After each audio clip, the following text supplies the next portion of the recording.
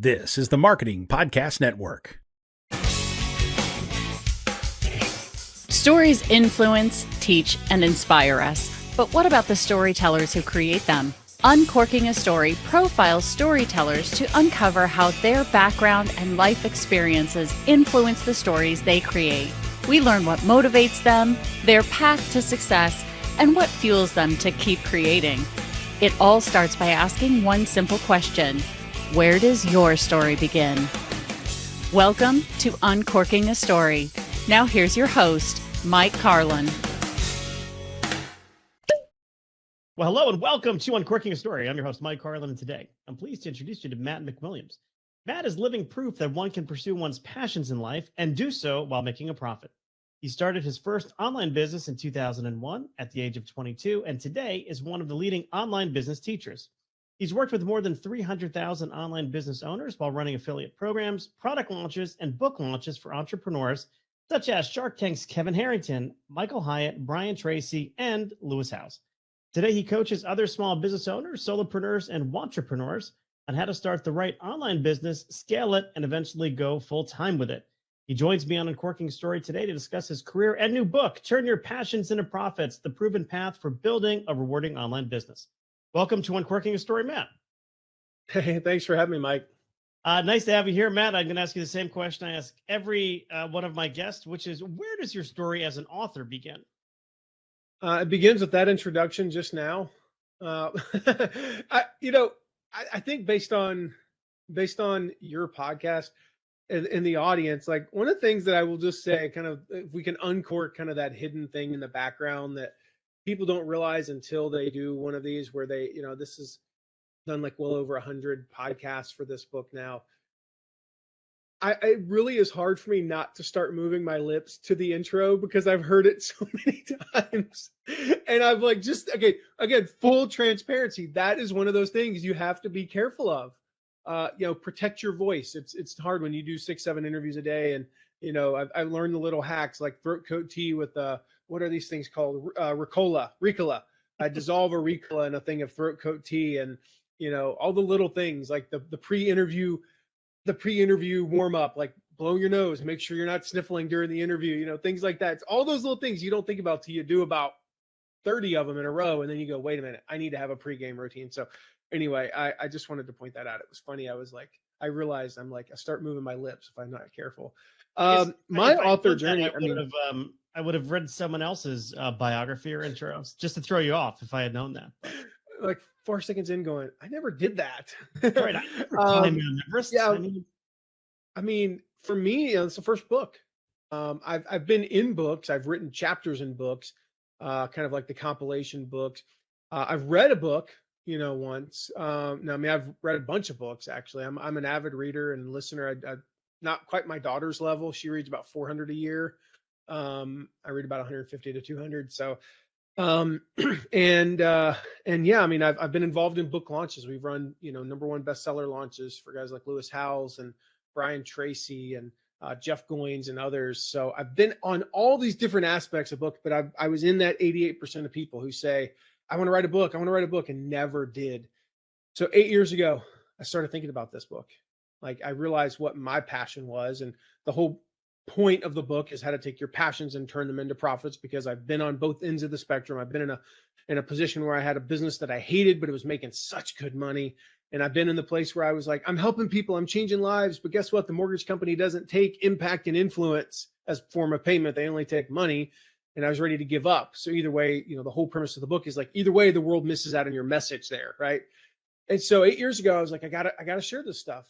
And I've done that. I've coached, hundreds of people, and we've had courses, for thousands or more people, a lot of high-end stuff. And, I'm like, well, not everybody can afford to, pay $25,000 for coaching.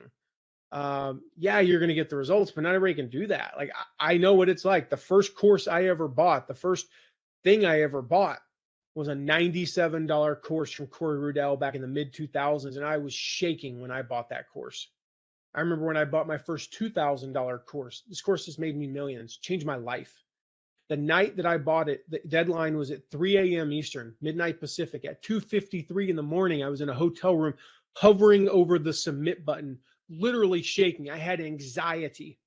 I clicked the button to buy, closed the laptop, and said, if for some reason that payment didn't go through, if I fat fingered the number or something happened on the internet, the payment didn't go through, it was God's way of saying, you're not supposed to buy this course. And I went to bed and never even went through the course for 6 months. Wow. Finally went through it and it changed my life, but not, so I know what it's like to be in that position, but a book, for $15 on a Kindle, whatever it costs on Audible, hardback is like $28. I mean, but a book, most everybody has access. It'll be in libraries. People will have access to this book, and it's a way of getting all those thoughts in there. No, I'm not with you one-on-one, but that was for me, that journey from 8 years ago going, we got to do this, to finally in 2000, it seems like you talk to a lot of people these days, big things started in 2000, right? We finally had the space, the freedom, in odd ways. We don't think of that being a year of freedom, do we? But for many people, it was a year that they finally did the thing that they've been talking about doing for 5, 6, 7, 10, 15, 20 years. And for me, I had a little bit of room, and I got through the first third of the book. And then I hit the busiest season of my life. We were running some big product launches for clients, and I was as busy as I've ever been. And I looked at our ops guy, who's also my personal productivity guru, Robbie Miles. And I said, dude, I can't, the momentum's too palpable here. I've written a third of the book, which was about 40,000 words. Yeah, we cut it down. And we'll talk about that later. But I'd written like 40,000 words. I'm like, Robbie, I can't stop. I have to get this book out, man. If I stop writing this book, I know what's going to happen. If I miss one day, I know what's going to happen, man. I'm never going to finish this stupid thing. And I'm going to end up just talking about this 5 years from now. And I'm not doing that. So what do I do? And he's like, well, can you find 20 minutes a day? And I can get up 20 minutes early. And I set my timer. I have my phone right here, same spot as it is right now. I put 17 minutes on there, came down every morning. I had the timer ready and I pressed go and I started typing and I wrote for 17 minutes. When that timer went off, if I needed to finish a thought, I had a minute or two to finish the thought and I would finish it. Boom, got to stop. And then I'd spend the last minute or so typing my notes for the next day. And for about 4 months, I finished a book, like an actual 300-page book. It was like 400 pages when I wrote the first draft. I finished a book 20 minutes a day. Yeah. And I think 2 days out of that whole 4 months, I went over by a couple of minutes. And every other day, though, I wrote 200 words, 300 words at a time, knocked it out and finished it. Well, let's talk about how you got to the point where you were a subject matter expert to even think about writing a book. So walk me through your sort of career progression from like first job all the way through kind of present day. Like, what did you want to be when you grew up? I always wanted to be a golf professional. Okay, to play professional golf. I was a number 1 ranked junior player in the state of Tennessee for a couple of years. Played at the University of Tennessee, was the number 1 player there. Left there and went to a school called Middle Tennessee State University. It's called Middle Tennessee State because literally the geographic middle of the state of Tennessee is on the campus, and took them to their first NCAA tournament in school history. And I loved golf. And I'd always said with my best friend growing up, Hunter, we always said this, we were never going to be that guy who grew up playing golf and then didn't play golf as a profession. Like we were either going to do something completely different, but one thing we were never going to do is teach old ladies in purple sweaters how to play golf. That was our thing. Old ladies in purple sweaters. Nothing against old ladies in purple sweaters. Just my grandmother, well, clearly she was old and wore purple sweaters a lot, but we were never going to teach them how to play golf. And one day I was teaching these golf schools with my dad. Where this is going. But I discovered this online marketing thing.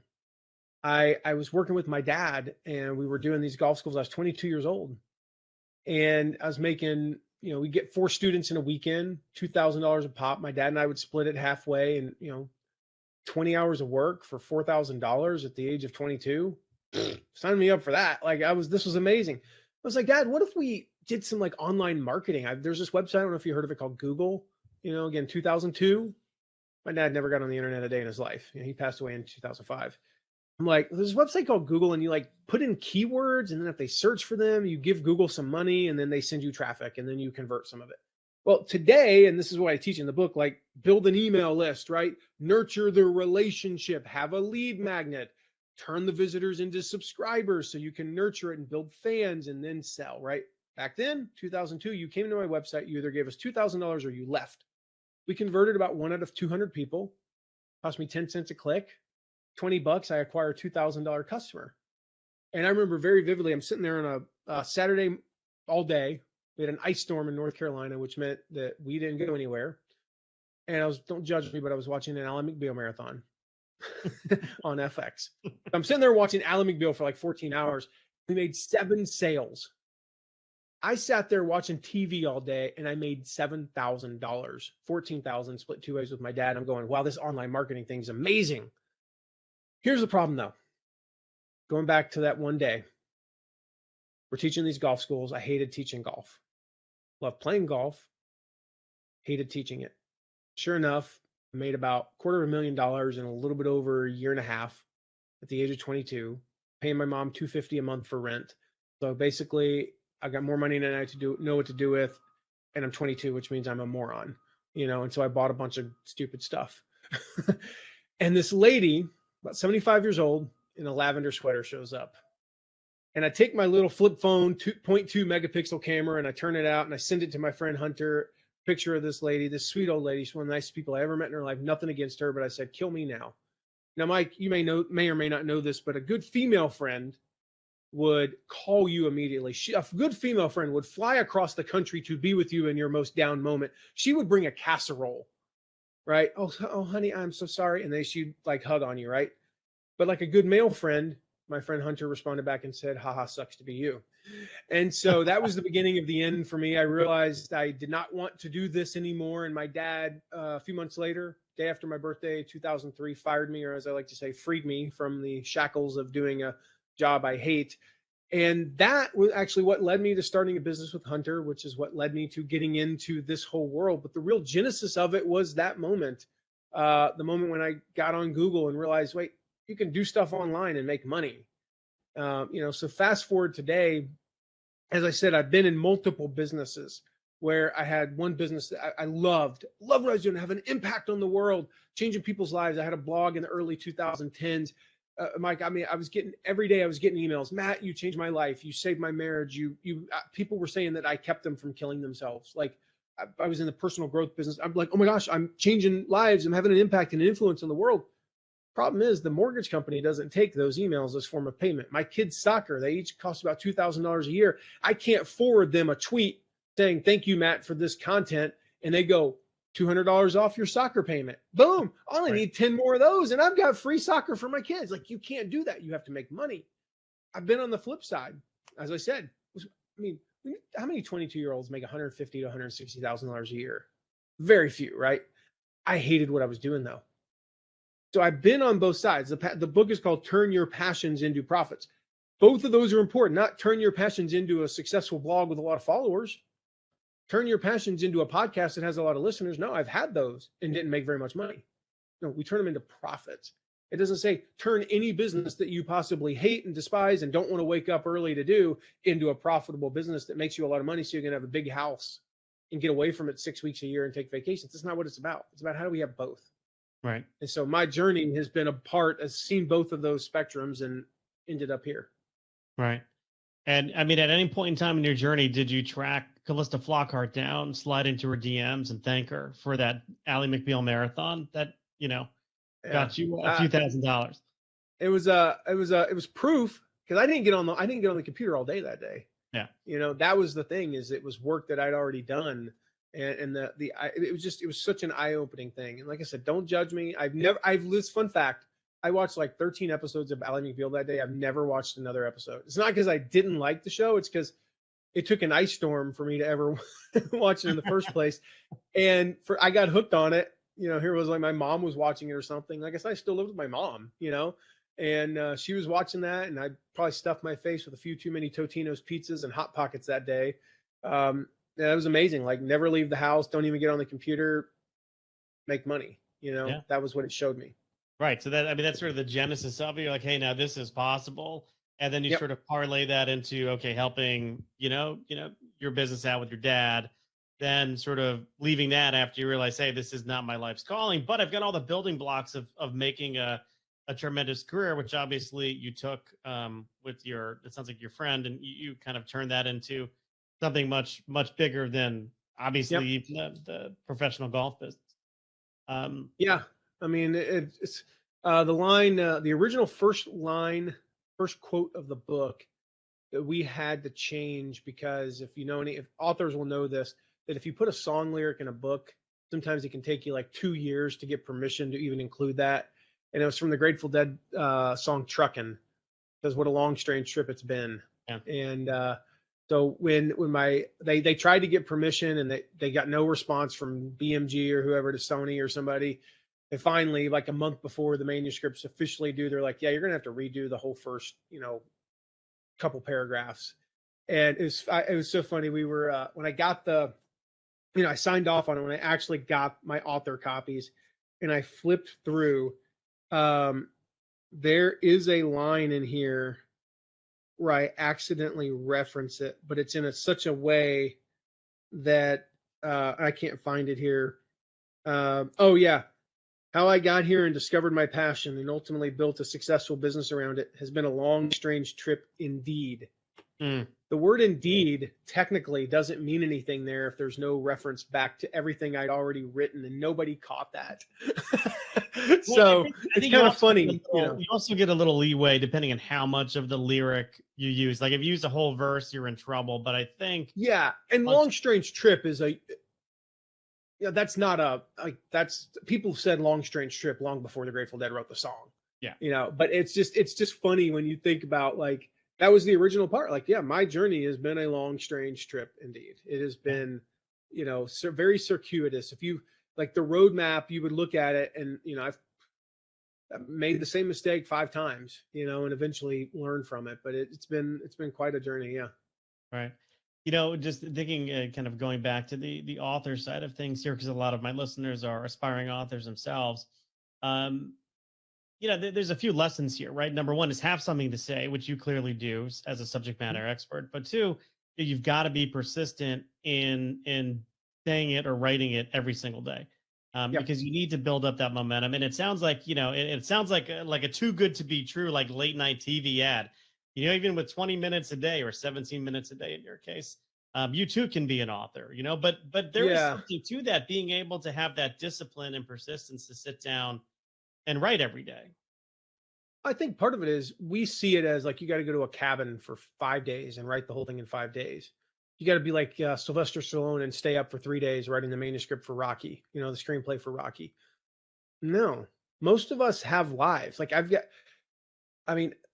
wrote this book. I said busiest time of my life. We were running 2 product launches, massive product launches. We'd hired 2 new people. We were scaling up our business. And our kids, it was in a season where both of our kids were suddenly playing, advanced soccer, and we had a lot of stuff to go to. And I've made a commitment, like I'm not missing their games if I'm in town. I'm not missing their games for pretty much anything other than, trips with my wife or something else, dramatic. So those weren't options. Like going away to a cabin for 3 weeks, just 2 weeks wasn't an option. Even just going to a hotel for a couple of weeks or taking 8 hours a day to write it's literally not an option. So what I didn't want to do, and I think the lesson there is like, for me, we look at that and go, okay, well, I just not going to do anything.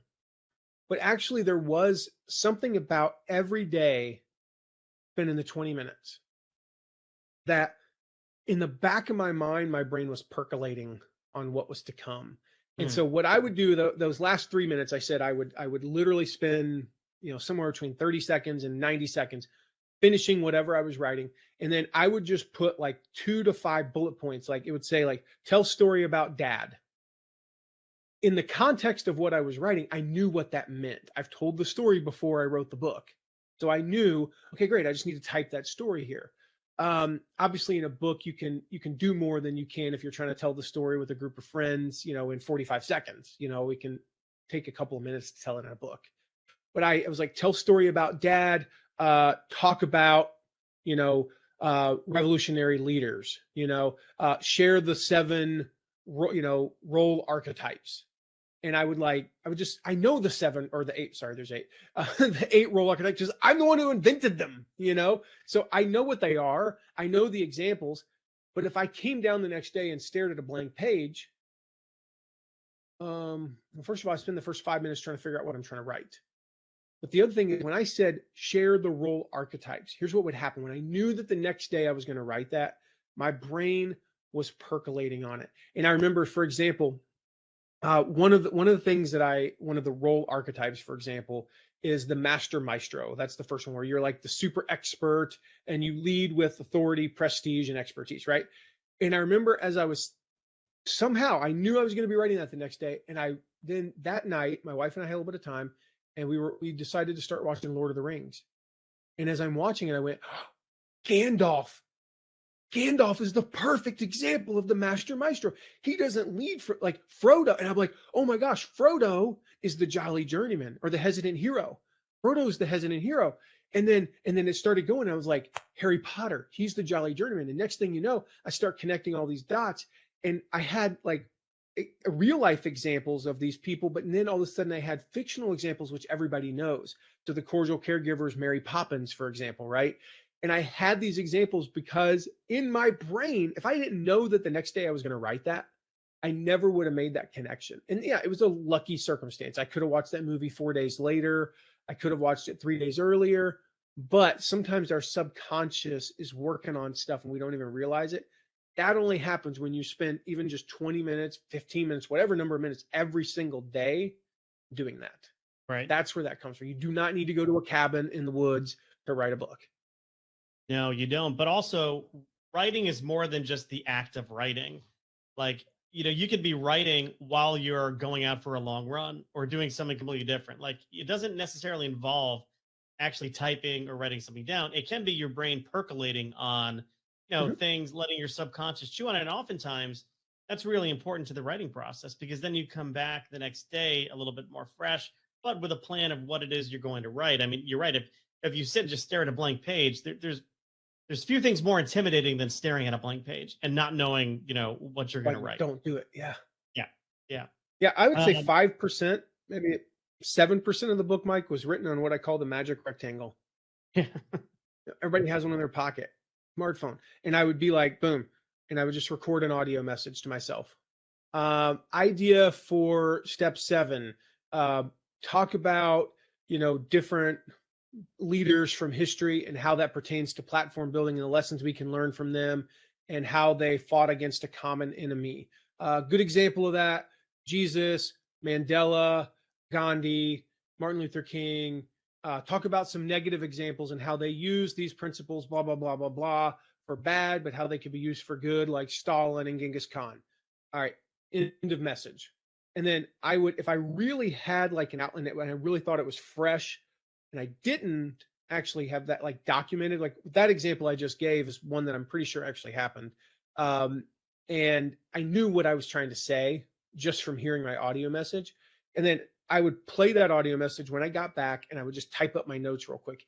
If it was more of like a 5-minute story where I told the story in detail and it's not a story I've told a bunch where I had it really codified, then I would record it and I would send it to my virtual assistant and he would just transcribe it.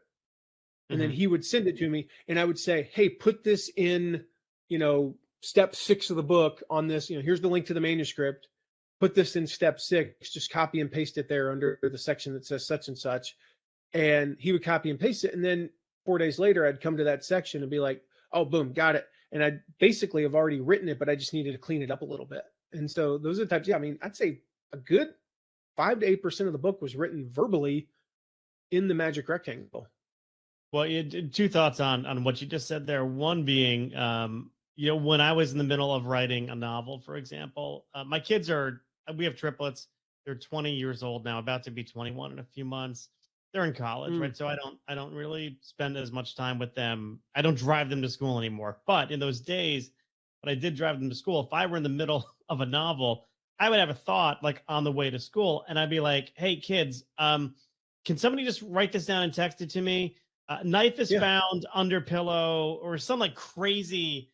And they're like, "Dad, what the hell are you talking about?" I'm like, "Don't worry, I'm just writing something down." And I didn't want to forget the thought, Yeah, I had a few of those as well. Like, hey, Yeah. I'd be with my wife, and my wife is my business partner and our CFO, and I would say, "Oh, can you Slack me? Can you Slack me real quick?" Okay, what do you want me to Slack? Because I'd be driving, and I'd be like, "Step 7, archetypes, whatever I'll know what it means, step, second chapter, story about John F. Kennedy." What does that even mean? I got it. I know exactly what it means. And yeah, I would come back the next day and it would say story of John F. Kennedy. Boom. And I'd just start typing, and blah, blah, blah. When he delivered his speech at Rice, yada, yada. That's all I needed. But if I didn't document that in that moment, I don't know that I'd ever remember to put that in step 2. Yeah. Or in chapter 2. So yeah, it can even be that simple, just that little note. All I got to do is just said story about John F. Kennedy. I wrote, a 800 word section of the book from story of John F. Kennedy. That's all I need. I knew exactly what it meant. Yeah. The other thought that I had as you were talking, you talk about this misperception that, hey, you got to go to a cabin in the woods and just like do nothing for weeks at a time. But when reality, the reality is you do it in chunks. But another misconception, I think, is that writing is a completely solitary process. And just hearing you talk, there is a fair amount of collaboration that happens. I mean, yeah, sure. That 20 minutes you're spending a day or whatever it is, you may be alone. However, there comes a time when, whether it's, asking somebody to text you something or Slack you something, in my case, it's my kids. But there comes a point in time where it becomes a very collaborative process because you're working with an agent, you're working with an editor, you're working with your publisher, to really refine, because your first draft is never, is not what goes to publication. So can you talk to me a little bit about sort of the collaborative process with those other partners, whether it's an editor, an agent, the publisher? Yeah, I mean, I've already mentioned my team members and wife were involved. I also reached out to, but I would go to Facebook and I was like, I need a good example of how someone creates a rhythm in their content. And how the important thing when you're creating content is not that you follow a certain system, but that you have a system. And so I was like, who has a system? DM me. I got 4 great examples that are in the book: Brenda Stir, Mike Berry, Jan Koch, and mine. I was like, who's the 4th? Mine. That's right there. And I got 3 great, and they're great in the book. And it points out these are different ones. So there, you can evolve stuff from. There was a particular word I was looking for, and I had spent 5 minutes on poweratthesource.com, and I could not find the word. What did I do? I went to Facebook and said, here's the word I'm looking for. Boom, boom, boom. Could somebody please tell me what this word is? And Debbie Steinberg-Kuntz, who's she's in the acknowledgments because of that. And I said, who can tell me what I'm trying to say here? It was like the 5th comment. She came up with exactly what I was trying to say. I'm like, boom, that's the collaborative nature of that. So then you go to, for us, I had an agent, Kevin Anderson, amazing guy. I said, Kevin, you know this business. I don't know how to do this. Here's my book proposal as I've written it. Do whatever you want to it. I don't care. So he would come back to me like, are you okay? I said, stop asking me if I'm okay. I don't care if you put a pink freaking elephant on the cover of this thing. If it gets a major publisher, that's all I care about. I don't care about anything else. You are the expert. I was referred to you because you were the best at this. So stop asking me questions. And finally he did. He sent me a thing. He said, I remember he sent me the final draft and said, as soon as you sign off on this, and this is like a 45-page book proposal, right? Or whatever. He says, as soon as you sign off on this, I'm going to send it to the people. About an hour later, I said, I've signed off on that. And I put in parentheses, for the record, I did not look at it. You are the expert. So that's the collaborative nature of that. It's not really collaborative. It's like you find the expert and you let them do it. Now, the editing process. So we had 4 editors. We had a main developmental editor. I cannot think of her name. She was awesome. Camille. Camille, she would go through and she did the whole themes and in chapter 2 you say this, but in chapter 8 you say this, and it could be misconstrued as contradicting what you said in chapter 2. Oh, you're right. I see how people could think that. Let me reword that so that's not all that stuff, right? She's doing that. It's not doing any of the line by line stuff. Like I know she fixed a few typos as she caught them, but she's more focused on like the general flow of it. And honestly, Matt, this sentence here, it's too, it's just too much of a tangent. We need to just take it out. This thing here doesn't work, that kind of stuff. We got that down. We took out some sections. We shortened the book, and then the copy editors came in and basically did the, one by one, line by line. They sent me the final manuscript, same kind of thing. I looked through about 10 parts of it, 10 pages, and I'm like, they didn't fundamentally change anything. Yeah, I'm going to trust them, and you go, oh, that's scary. Well, I've read the final manuscript eventually once I got the book. It's perfect. I'm not saying it's a perfect book in that sense, but it's exactly what I would have. The parts that they changed, they made them better. So there's, it's a, a whole thing. And then the layout, you got the layout of the book. And like, I love, like, this is because when you're an author, this is like the funniest thing. The things that like make you the giddiest was when they did the chapter headings and they got back to me, and there's this, I'll show it to you. There's this little thing. It says step 8, for example, and there's that little arrow. And I just went, that is the coolest thing. It's a freaking arrow, but it fits the cover of the book. And they created this cool theme. And then we had our graphic designer. Now that is something I worked with like our graphic designer on. So we have declarations throughout the book, and there's a little megaphone and it stands out. And I had him key points. So when you have a key point, there's actually a key, with the key point and things like that. And the way that they did the little, we call them call outs, where it's like on the side and it has the little quote that calls it out. I was like, oh, I love how you guys did that. And I just love the way they formatted it and the fonts they chose. And so, I mean, there's, I don't know, like between the cover design and the layout, then there's a separate person who lays out the back cover and the flaps. And it's like 10, 12 people from Ben Bella are involved it's crazy, and then you got the person, in addition to all those editors, you got the final person who does the stuff, like I said, where they go in and make sure that you don't say something you're not legally allowed to say. I mean, it's a beast, of a process. I have a marketing background, spent a lot of time in consumer packaged goods, run my own market research firm now. But, writing a book, getting it published, it's very much like launching a product, like bringing a product to market. Not something that happens overnight. A lot of the steps, are similar, from drafting a concept, which in this case would be a manuscript, to doing a proof of concept. In my world, that's market research. In other worlds, that's kind of getting it in front of beta readers and an agent, and people who are experts at making an assessment of whether or not this thing is market worthy. Through packaging, doing the book cover, getting it into distribution, getting it on in stores. Like there's so many parallels to writing a book and then even launching a product in the world. But what I'm curious about, what do you hope a reader takes away from your book? Just imagine who the ideal reader is for you. What do you hope they take away?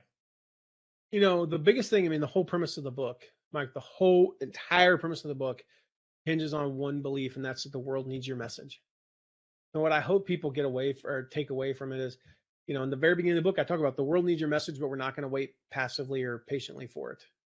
We need your message, but we will move on without it. So we will find somebody else to solve the problem. They might not be as good as you, though. We might not be able to relate to them as well as we relate to you, but we will move on without your message, but we need it. That kind of sounds like those contradict each other, but they don't, because there are potentially hundreds of thousands, even millions of people right now desperately waiting for you to share your message with them. And if we can get that mindset, all right, I'm a messenger. That's what this new economy is all about. I'm a messenger. How do I get my message out into the world and turn it into a profitable business? That's what the path is all about. That's what step 1 through step 10 take you from. And so I hope that, that's the big thing. Like, the world needs my message, and you have clarity at the end of chapter 1. Step 1, I hope you have clarity on, okay, this is my passion. Because I thought my passion, I mentioned earlier, I thought my passion was leadership and personal development.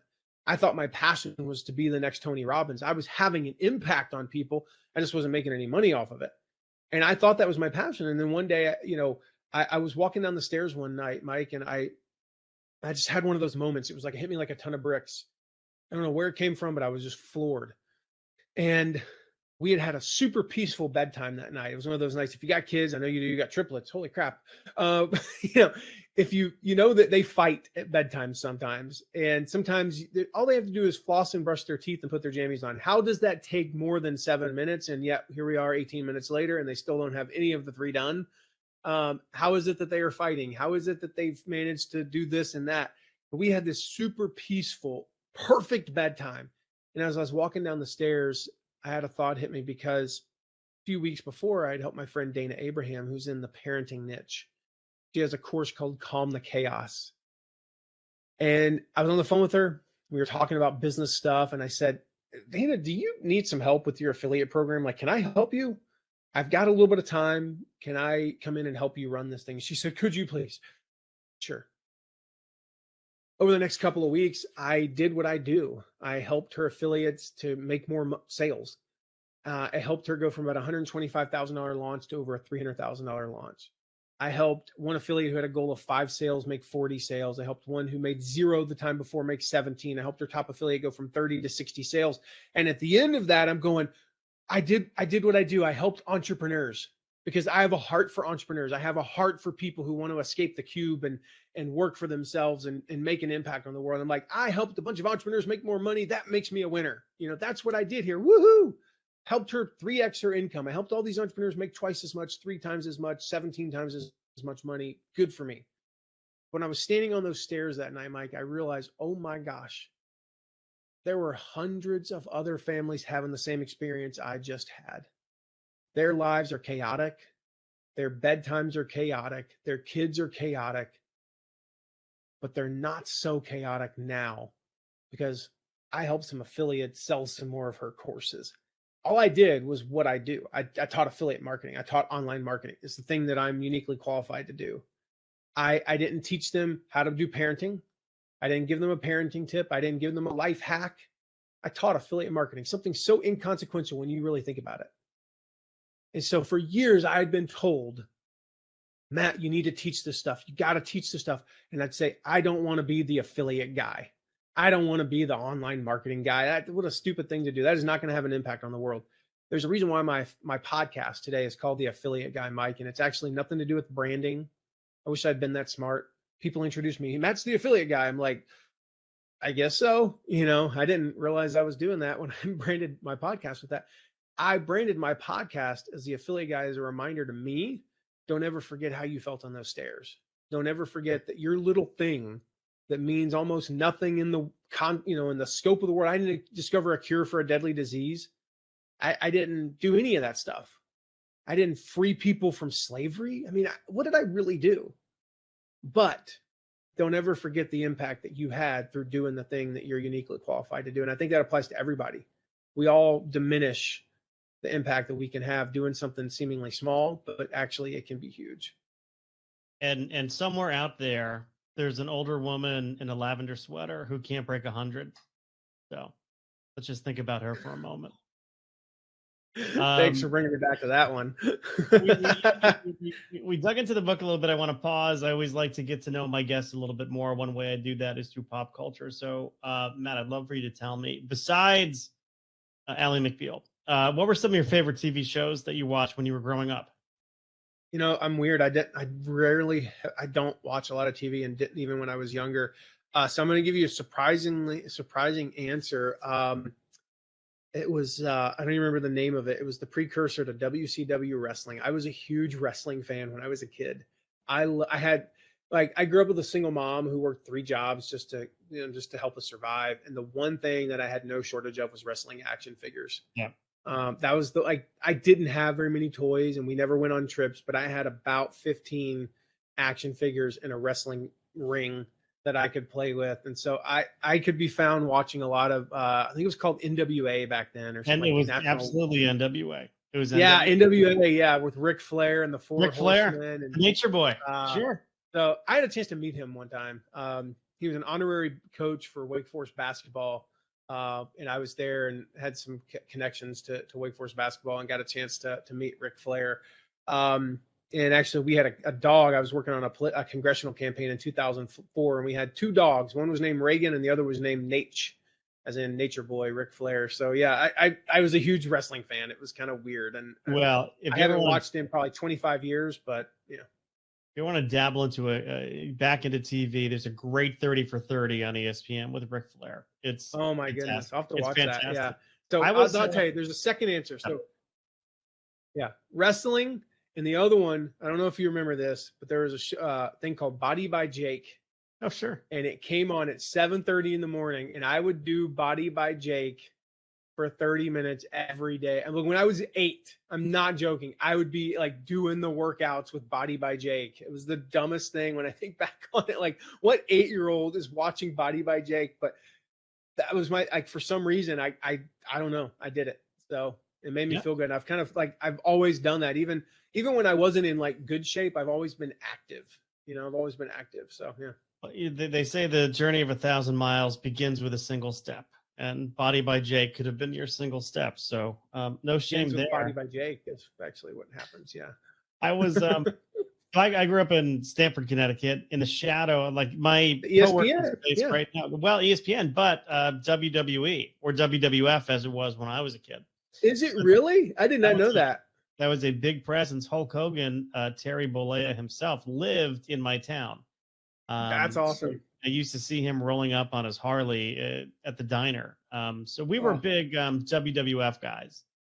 And we're totally nerding out on. I could nerd out all afternoon. All afternoon, I could nerd out on this. But I will move on.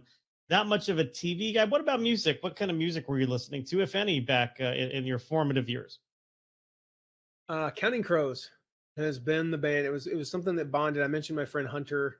That was our band. I mean, it's been the band I've listened to. Like I can still remember they have a song called "Recovering the Satellites."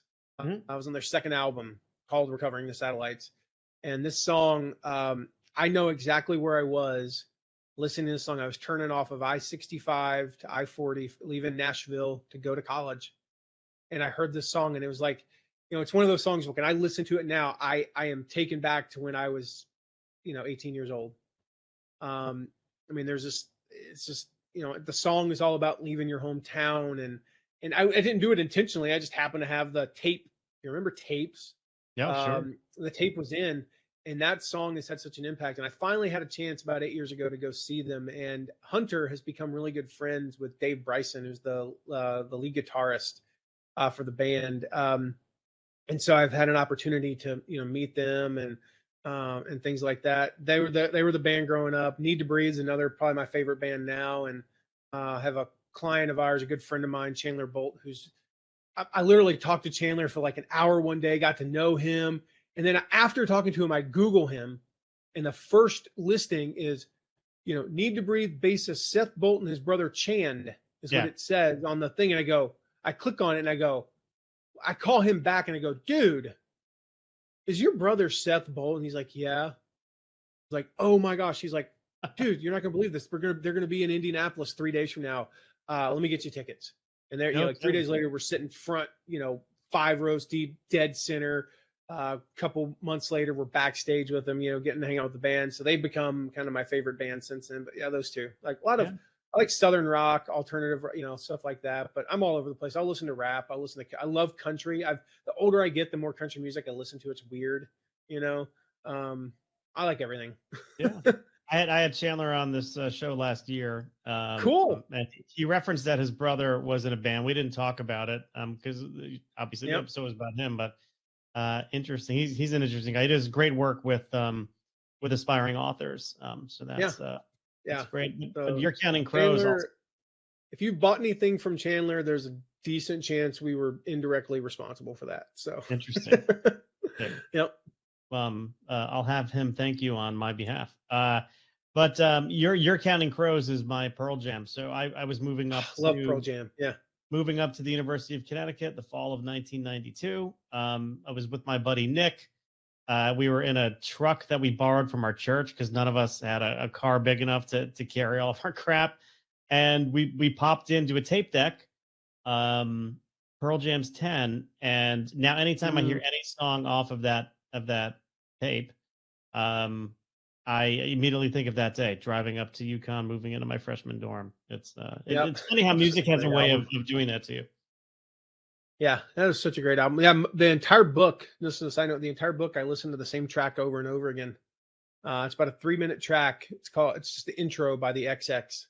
And it's just got a kind of consistent beat. I mean, I could do it right now, but it'd be pretty bad, so I'm not going to. Just look up, the XX intro, and there's a YouTube video that has a 10-hour loop of it.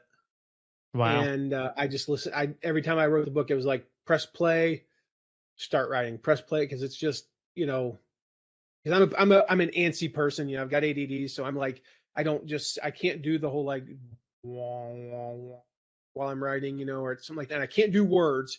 If it has words, I got to have something that has no words to it. I can't even do instrumentals to songs with words, because next thing you know, I'm like, You're thinking of the word. To that? So no, I got to do the XX intro. That's my writing music. This being your first book, any lessons you learned the hard way or anything about the writing / publishing process that really surprised you or threw you for a loop? Publishers don't like 117,000 word manuscripts. No, they do not. At least on a first nonfiction business book, it's not cool. You eventually have to kill some sacred cows. I went through the whole book, got through about 7,000 words. I'm like, great, 110,000. They're like, you got to get to 75. Just between us, we ended up compromising about 82, 83. And because I told them, I'm like, I'm done. I cannot cut anymore. And y'all are just gonna have to print this dang thing, or I'm here's my advance back. Screw you. I'm gonna find somebody else. And they were like, okay, fine. But I got it down to like 110. I'm like, well, that didn't work. That was eliminating like sentences and occasional paragraphs, or I did a few like changing we are to we're, contractions, got it down by about 400 words. Woo! And then eventually it got to the point where I had to kill sacred cows. And I am talking like, I had 21 ways to create more content. And I'm like, got to go with 13. I got to eliminate 8 of them, but I like all 8. And it was brutal. I remember the one part where I deleted the entire, so I had a chapter called The Launch Pad. Remember that one I told you earlier about the story about John F. Kennedy? My favorite chapter in the entire book. It is not in the printed book. Powerful chapter, but it doesn't move the person forward. Yeah. It kind of keeps them where they already were at the end of chapter 1, and it gets them really ready. But we took 1 page of that 8-page chapter and put it at the end of chapter 1 and eliminated the entire rest of it. And I remember taking that cursor, clicking on shift, and then holding it down and clicking at the end of this section, and then clicking the delete button and going, that sucked.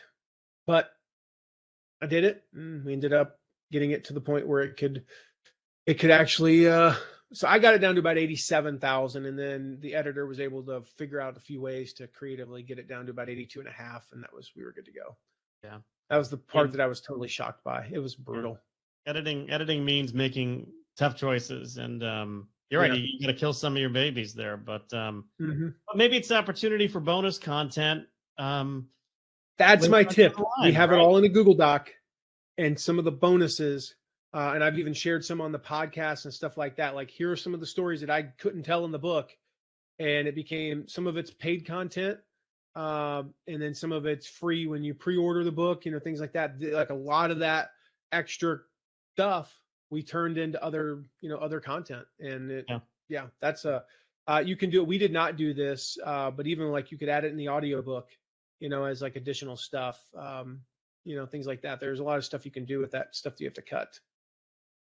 So you mentioned country music before. I call this my Brad Paisley letter to me question. If you could go back in time, or if you could write a letter to your younger self, you could pick the age, however old you want to be. But if you could write a letter, mail it to your younger self, have your younger self read it, what kind of words of advice would you share with your younger self? It'd probably be about 1 line: stop asking how, start asking who. Tell me more about that. I already know people who know how to do the things that I want to do. And we've all been there as business owners, like the banging your head against the table, going, how do I do this? Right? How do I make the website look like I want it to look? How do I, whatever it is, how we Google things. Stop Googling things. go to Facebook and say, who do I know that knows how to solve this problem already? I don't want to become an expert on any of those things. So why would I want to know how to do them? People like all the time, I'm like, I don't really want to know how to garden. I know people. I go to church with a guy who owns a landscaping company. I can just have him do it. And okay, even before I had money to be able to do that, I could find somebody who at least knew a little bit about it and come over and make it look decent and not have to pay them that much money. Or they might love to do it, or I could barter with them. Hey, dude, I'll teach you how to get more leads for your business if you'll just do the gardening. I'll get you 10 new clients. I'll help you get 10 new clients if I can be a client for free. Yeah. There are ways you can do these things that don't necessarily require money. Most of the time, we already know somebody.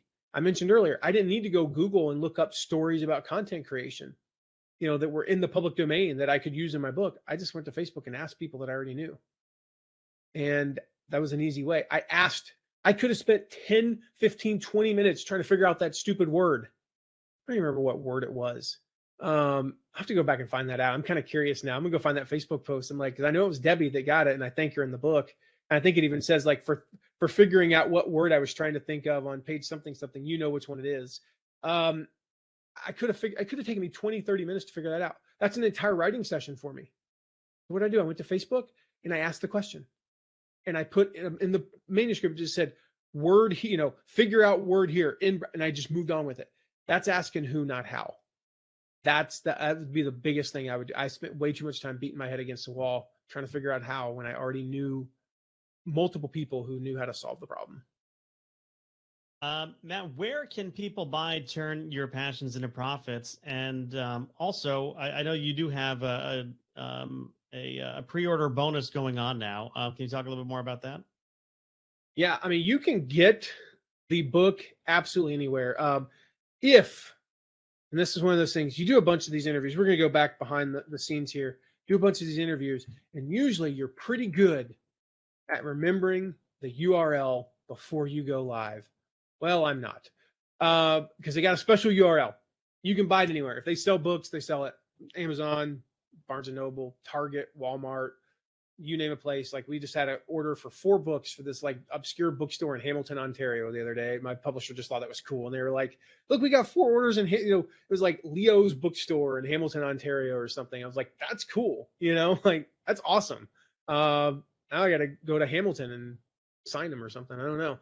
I think that'd just be fun. I think that'd be fun to just go to like a few random bookstores that have it, that have like 3 copies and just be like, hey, but you can get it anywhere. But if you go to passionsintoprofitsbook.com/Harlan.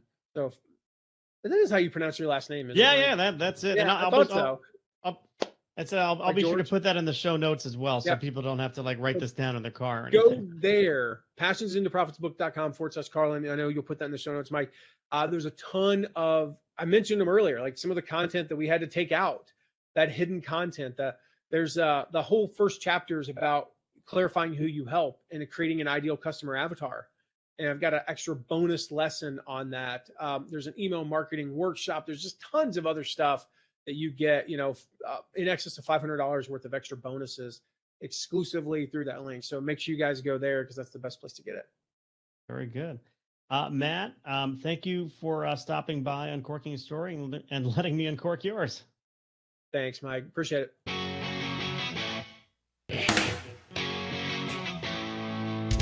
Thanks for listening to Uncorking a Story.